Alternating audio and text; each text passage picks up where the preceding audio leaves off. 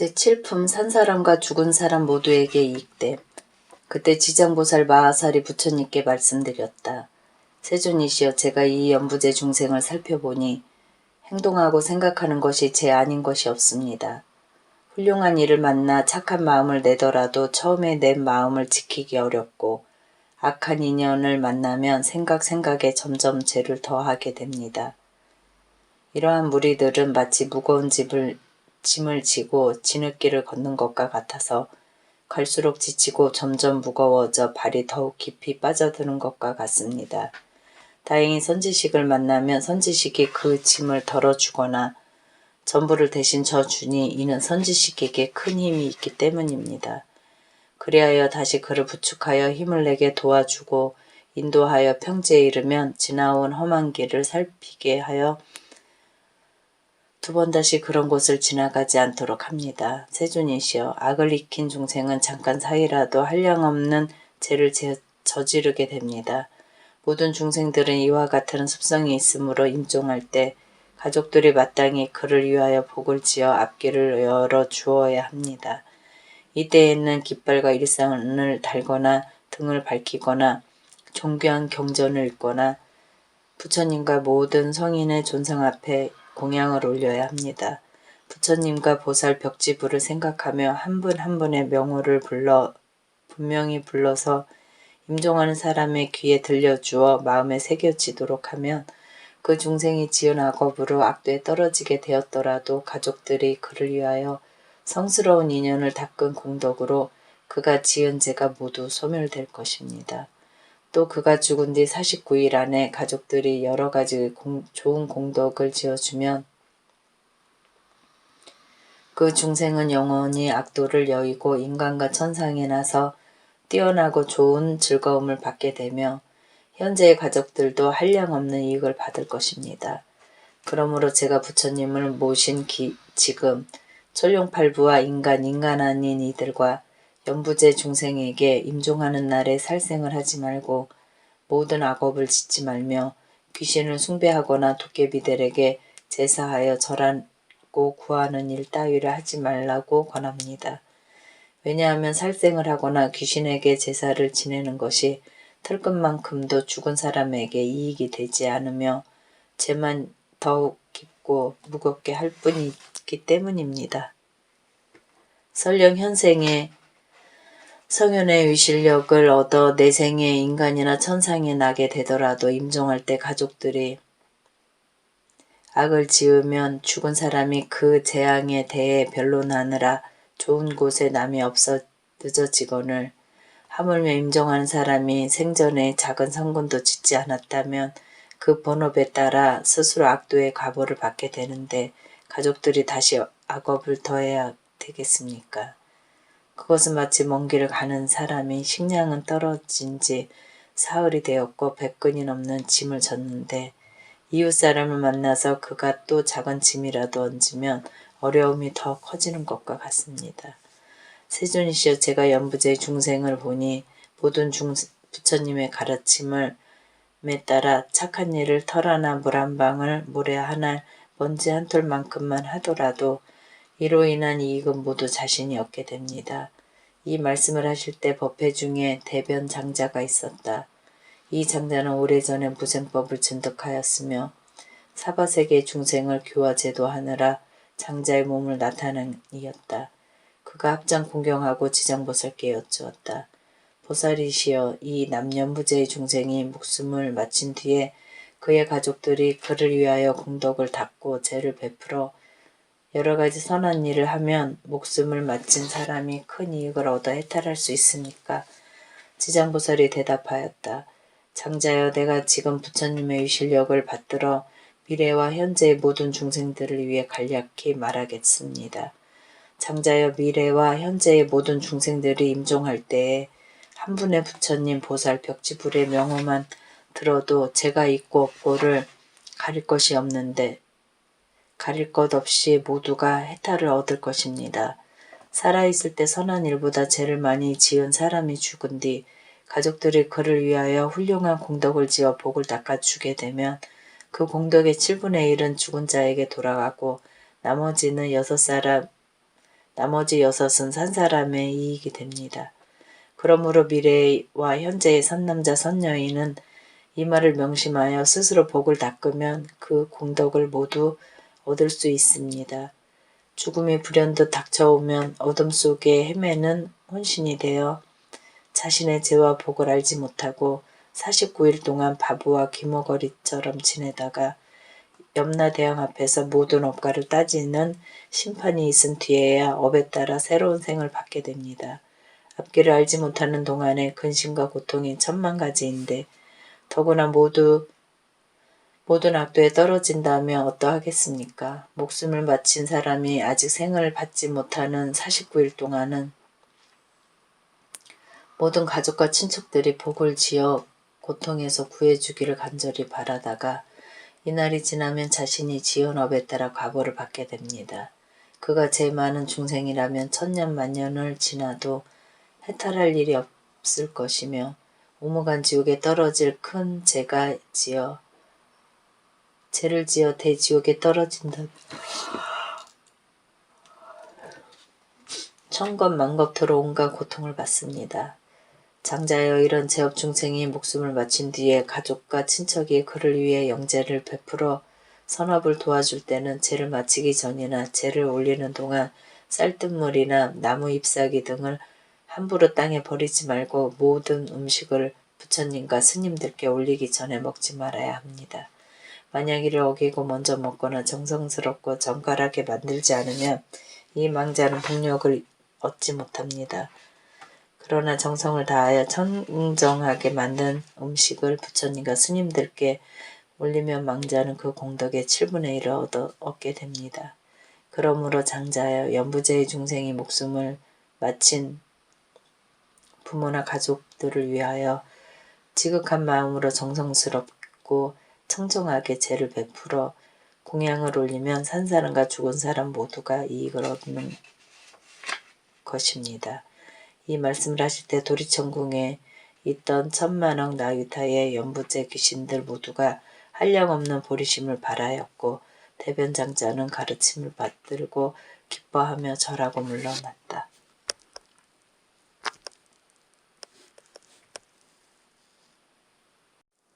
제8품 염라왕들을 찬탄하다. 그때 철이산에 있는 한량없는 귀양들이 염라천자와 함께 도리천에 와서 부처님이 계신 곳으로 모였다.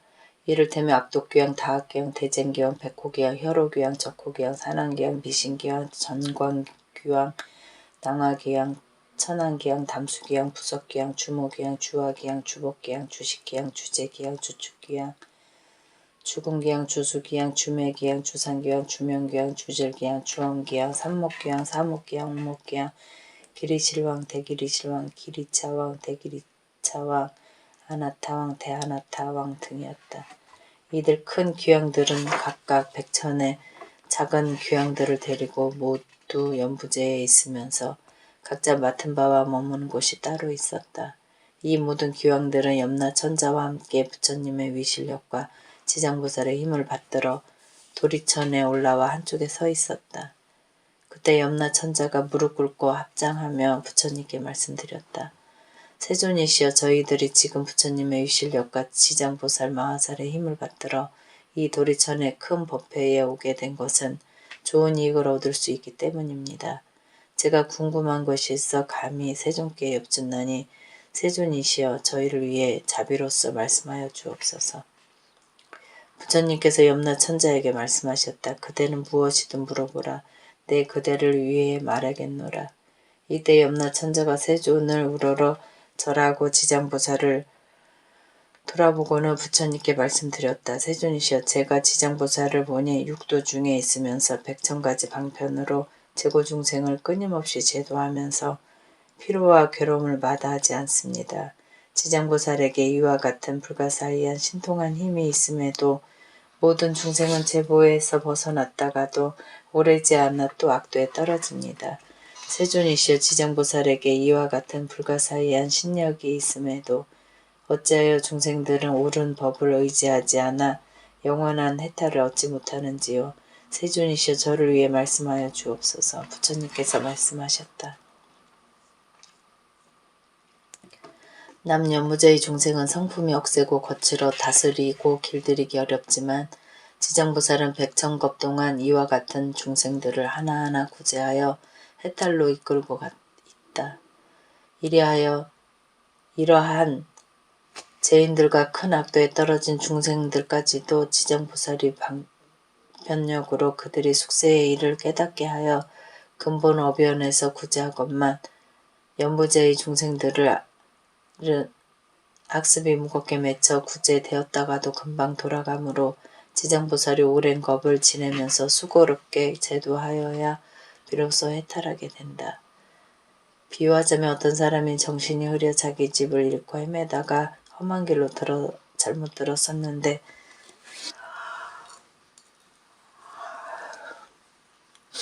거기에는 수많은 야차와 호랑이, 사자, 구렁이, 독사 따위가 있어 그 사람이 이 길에 들어서자마자 여러 악독한 짐승들과 곧 마주치게 되었다. 그때 큰 술법으로 모든 악독한 것들을 잘 막아낼 수 있는 선지식이 있어 험한 길로 들어가려 하는 미혹한 사람에게 말하였다. 이 가련한 사람이 어쩌자고 이런 길로 들어섰습니까? 그대가 무슨 기이한 술법이라도 있어서 저 모든 사나운 것을 물리칠 수 있다는 말입니까? 그 사람은 이 말을 듣고서 이야 비로소 위험을 깨닫고 곧 물러나서 그 길에서 벗어나고자 하였다. 그때 선지식이 손을 잡고 이끌어 다시 좋은 길로 인도하여 안전하게 해주고는 또 말하였다. 착한 사람아, 다음부터는 절대로 저 길로 가지 마시오. 저 길로 들어가면 좀처럼 벗어나기 어렵고 목숨을 잃게 됩니다. 이 길을 잃었던 사람은 이에 감동하였다. 헤어질 때 선지식은 또 말하기를 만약 길 가는 사람을 보거든 친지거나 아니거나 남자거나 여자거나 간에 저 길에는 여러 가지 사납고 독한 것이 많아서 목숨을 잃는다 말하여 그들로 하여금 죽음의 길로 들어서지 않게 하라고 하는 것과 같다. 이렇듯 대자비를 갖춘 지정보살이 지고중생을 구제하여 천상이나 인간으로 나게 하고 즐거움을 받도록 해주며 그들의 업보의 괴로움을 알고 악도에 벗어나 다시 그런 일을 겪지 않게 하는 것은 저 길 잃은 사람이 험한 길로 잘못 들어갔을 때 선지식을 만나 구출되어 다시는 그런 곳에 빠져들지 않는 것과 같다. 또 다른 사람을 만나면 들어가지 말도록 권하며 스스로 말하기를 이 미혹으로 인하여 도리어 해탈을 얻었으니 다시는 돌아가지 않으리라고 한다. 그러나 여전히 어리석은 사람은 예전에 빠졌던 험한 기름을 모르고 또다시 그 길을 밟아 목숨을 잃어 악도에 떨어지기도 한다. 이처럼 지장보살은 악도에 떨어진 중생들을 방편의 힘으로 구제하여 인간이나 천상에 나게 하건만 저들이 다시 악도에 들어가는 것은 악업이 무겁게 맺힌 탓이니 길이 지옥에 빠져 해탈할 데가 없다. 그때 악도 귀양이 합장 공경하고 부처님께 말씀드렸다. 세존이시여 한량없이 많은 저희들 모든 귀양이 연부제에 있으면서 사람들에게 이익을 주기도 하고 손해를 끼치기도 하는 것이 각각 서로 다른 것은 업보가 다르기 때문입니다. 저희 귀속들이 여러 세계를 다녀보면 악함이 많고 선함은 적습니다. 저희가 사람의 가정이나 도시, 마을, 장원, 건물을 지나다가 어떤 남자나 여인이 티끌만큼이라도 착한 일을 하거나 산보에 찬양하는 깃발이나 일산을 하나라도 달거나 약간의 향과꽃을 불상이나 보살상 앞에 올리거나 존중한 경전을 독송하면서 한 개송이라도 향을 사르며 공양하는 것만 보아도 저희 귀양들은 이 사람을 과거, 현재, 미래의 부처님같이 공경하겠습니다. 또 큰 힘이 있거나 토지를 맡은 작은 귀신들이 이들을 보호하게 하여 나쁜 일을 행해 몹쓸 병이나 마음에 맞지 않은 일들이 이 사람의 집 근처에서는 일어나지 않게 하겠거늘 하물며 그런 것이 그 집안으로 하겠습니까? 부처님께서 기왕을 칭찬하셨다. 훌륭하도다. 그대들과 염라천자가 그처럼 선남자 선여인을 보호하니 나도 범천왕과 제석천왕에 일러 그대들을 지키고 돕게 하겠노라. 이 말씀을 하실 때 법회 중에 있던 주명귀양이 부처님께 말씀드렸다. 세존이시여, 저는 본래의 어변으로 연부제 사람의 수명을 맡아 태어나고 죽음을 모두 관정하옵니다. 저의 본원은 중생을 크게 이롭게 하려는 것이지만 중생들은 제 뜻을 알지 못하여 나고 죽음에 편안하지 못합니다. 이 연부제의 아기가 태어날 때 잠자거나 남자거나 여자거나 집안 사람들이 착한 일을 하면 집안이 더 이롭게 되고 토지신이 한없이 기뻐하여서 아기와 산모를 보호하고 큰 안락을 얻게 하며 가족들도 이롭게 합니다. 아기를 낳은 뒤에 살생하지 말아야 하지만 중생들은 여러 가지 비린 것을 산모에게 먹이고 가족 친척들이 모여 술을 마시고 고기를 먹으며 노래를 부르고 풍악을 울리며 즐긴다면 산모와 아기가 편안함과 즐거움을 얻지 못하게 됩니다. 왜냐하면 해산할 때에는 수없이 많은 야차와 도깨비들이 비린내 나는 피를 먹으려 하기 때문입니다. 그러므로 제가 미리 집안의 토지신들을 산모와 아기를 잘 보호하여 편안하게 해주도록 합니다. 사람들은 마땅히 이에 감사하고 복을 베풀어 모든 토지신들에게 보답해야 함에도 도리어 살생하여 잔치를 벌이니 이는 스스로 재앙을 불러 아기와 산모를 함께 짓게 됩니다. 또 저는 연부제에서 임종하는 사람이면 모두 선악을 묻지 않고 악대에 떨어지지 않게 하려고 애를 쓰고 있었는데 하물며 스스로 성근을 닦아서 제 힘을 도와주는 사람은 어떠하겠습니까? 이 염제에서 선행을 한 사람들도 임종할 때에는 역시 100천이나 되는 악도의 귀신들이 부모나 가족의 형상을 둔갑하여 나타나 망인을 이끌어 악도에 빠지게 하거늘 하물며 본래부터 악업을 지어온 자는 어찌 되겠습니까? 세존시여, 이와 같이 연부제의 남자나 여인이 임종할 때에 정신이 안락해져서 선악을 분간하지 못하고 눈과 귀로 볼 수도 들을 수도 없습니다. 이때 망인의 가족들이 큰 공양을 베풀고 존중하는 경을 읽으며 부처님과 보살의 명호를 연불하면 이러한 좋은 인연으로 망인이 모든 악도에서 벗어나게 하고 모든 마귀와 귀신이 흩어지고 물러나게 합니다.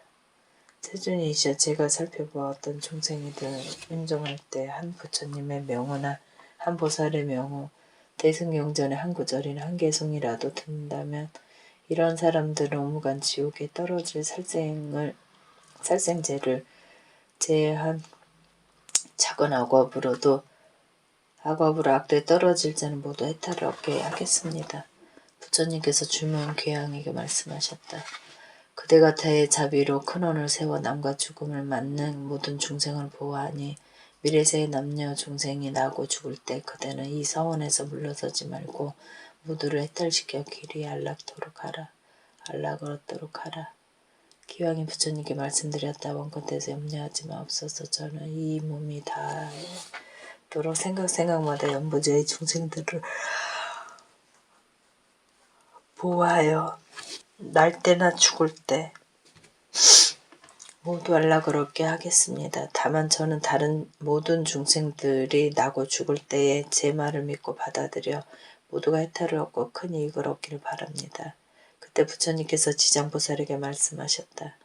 이 주명귀양은 올해 과거 백천생을 대귀양으로 지내며 중생이 나고 죽음에서 보호하고 있으니 이는 보살이 자비원력으로 대귀양의 몸을 나타낸 것이지 실은 귀양이 아니다. 앞으로 170겁 뒤에 성불할 것이니 명호는 무상열애이고 겁의 이름은 안락이며 세계의 이름은 정주라 하고 부처님의 수명을 헤아릴 수 없는 겁이 될 것이다.